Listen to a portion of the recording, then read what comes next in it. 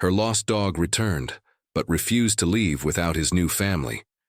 Welcome to our story corner, where every day brings a tale that tugs at the heart. If this story touched you, let us know where you're watching from in the comments. We'd love to hear your corner of the world. Don't forget to subscribe and turn on the bell so you never miss a moment, because tomorrow's story might be the one that stays with you forever. Thank you for being part of our storytelling family. One click, one comment, one moment can change everything. It had been over 2 years since Max, a white Labrador mix with bright eyes and a playful heart, had last seen his girl. Back then he was just a pup, barely a year old, full of energy and curiosity. Emily, a 13-year-old with a laugh that could light up a room, adored him. They were inseparable, spending long afternoons in the backyard of their home in suburban Arizona, chasing shadows and sharing secrets only a girl and her dog could understand. But life doesn't always follow the script we imagine. One summer afternoon, while Emily and her mother were unpacking groceries, Max wandered out through a gate that hadn't been latched properly. At first, he was just exploring, tail wagging, nose to the ground. But a sudden noise, a car horn, a barking dog, no one knows for sure, spooked him. He ran, and in the confusion he kept running, farther and farther until home was no longer in sight. The days that followed were a blur for Max. He tried retracing his steps, but everything looked the same. Streets stretched endlessly. Smells were unfamiliar. People passed him by, some with kindness, others with fear. His once glossy white fur began to fade into a dusty gray. His ribs became more visible. At night he curled up in alleyways or under parked trucks, shivering against the desert chill. During the day he scoured trash, bins outside fast food places, competing with other strays for scraps of fries or pieces of bread. Max learned quickly. The streets had rules. Trust no one. Stay alert. Find shade when it's too hot. And if you find a patch of grass that isn't full of glass or thorns, that's a lucky night. But no matter how harsh the world became, Max never forgot Emily. Sometimes, when he heard a child laughing, his ears would perk up. He would turn sharply at the sound of footsteps behind him, hoping against hope that it would be her. But it never was. There was a piece of him, a stubborn, loyal piece, that refused to let go of the past. In his heart, he held on to one single, flickering belief that someday, somehow, he would find his way back to her. That even if the world had changed, even if he had changed, she would still know him, still love him, still call his name and wrap her arms around him like she used to. So he wandered. He waited. He survived. Max was no longer the carefree pup who once darted through sprinklers and chased butterflies. He was tougher now, quieter, wiser, but beneath the dirt, the scars, and the weary eyes, he was still hers, still Emily's. Dog, and the streets, no matter how long they stretched, couldn't change that. While Max was out there fighting to survive, Emily was fighting her own silent battle. The moment they realized Max was gone, chaos erupted in the house. Emily's mother searched the backyard, the neighbors' yards, and every nearby street. Emily ran up and down the sidewalks calling his name. "Max! Max!" until her voice cracked from shouting and her feet ached from running, but he was nowhere to be found. That night, Emily didn't sleep. Neither did her mom.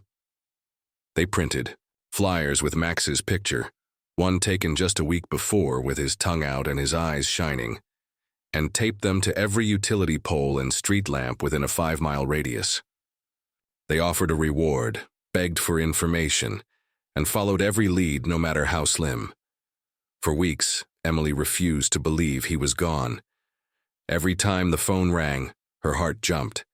Every time they heard barking in the distance, she ran to the window. She even left a worn t-shirt of hers on the front porch, hoping the scent would somehow guide Max back home. Summer turned into fall. Then winter came, cold and unforgiving, even in Arizona. Emily's world dimmed. Her grades slipped, her laugh faded, and she spent hours scrolling through lost dog pages online, comparing every white dog to the one in her memory. Her friends told her to move on. Even her mom, trying to protect her, gently suggested they consider the possibility that Max might not return. But Emily couldn't let go. She wouldn't let go.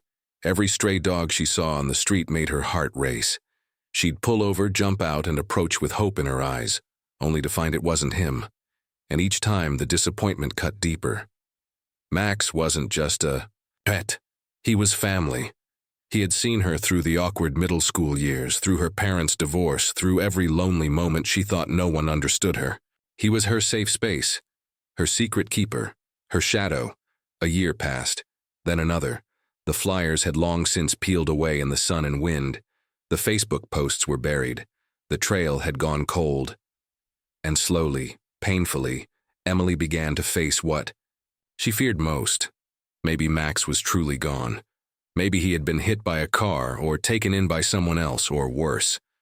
Still, some part of her refused to shut the door completely. She kept his old leash in the closet, his favorite squeaky toy in her desk drawer, his name tag in her jewelry box like a tiny silver talisman, and sometimes, late at night, she'd whisper into the silence of her room, "I still miss you, Max. I hope you're okay." What she didn't know, what she couldn't know, was that Max was still out there, that he had survived, and that fate, in all its quiet mystery, was working behind the scenes to bring them back together, just not yet. 2 years had passed. Life had moved on, but Emily never truly did. She was 15 now, taller, quieter, more guarded. There were moments when she smiled again, even laughed, but something in her eyes had changed. Like a light that once burned brightly, was now just flickering in the corner of her soul. Then came that ordinary afternoon that would change everything. Emily and her mom were driving home from a weekend visit to her aunt's place just outside Phoenix. The sky was hazy with golden sun, and music hummed softly from the car stereo.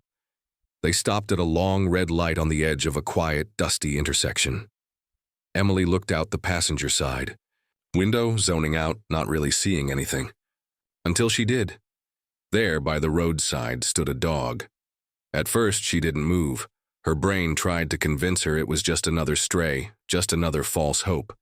But her heart knew better. The dog was white, but not the clean, soft white she remembered.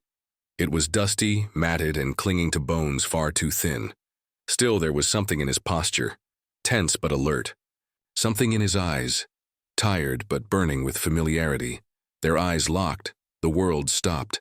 Emily sat up straight, her breath caught in her chest.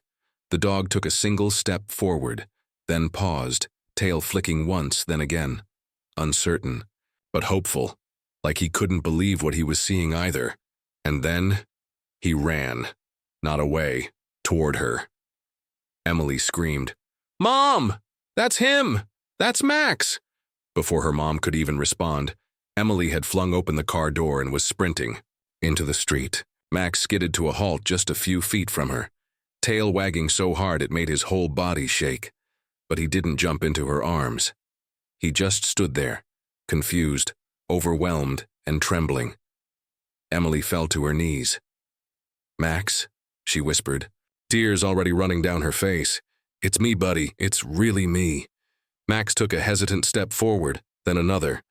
His eyes searched her face, his nose twitching in disbelief.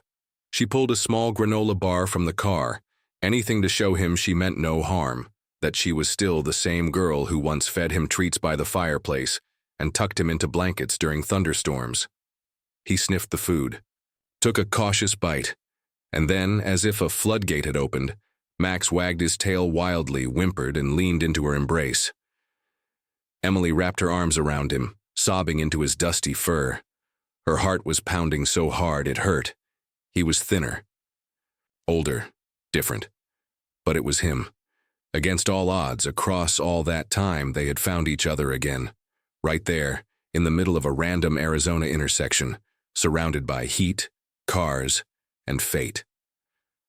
What Emily didn't expect, though, was what came next.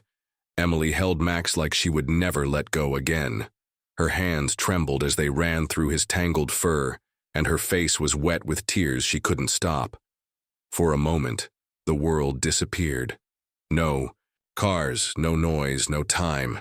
It was just her and Max reunited after 2 long, aching years. But Max wasn't fully present. Though he leaned into her, his eyes kept shifting, glancing over his shoulder, ears twitching at something behind him. Emily noticed the change, the way his body stiffened again, no longer just overwhelmed, but alert. Then she saw them. From the shadows behind a row of dumpsters nearby, 3 dogs emerged, skinny, ragged, eyes sunken with hunger. One had a limp, another was missing patches of fur, and the third, barely out of puppyhood, clung nervously to the group.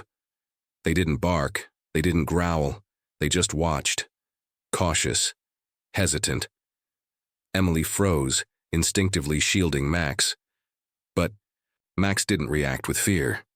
Instead, he turned his head to look at them, then looked back at Emily.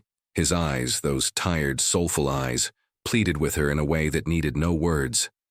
He stepped away from her slightly, just enough to turn toward them, then looked at her again.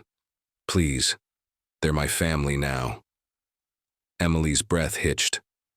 All this time, she had imagined Max alone, cold, lost, wandering the streets in silence. But he hadn't been alone. Somewhere along the way he had found them. Or maybe they had found him. Strays like him. Forgotten, broken, surviving together. Max had become their anchor, their protector. And now, faced with the chance to go home, he wouldn't do it unless they came too.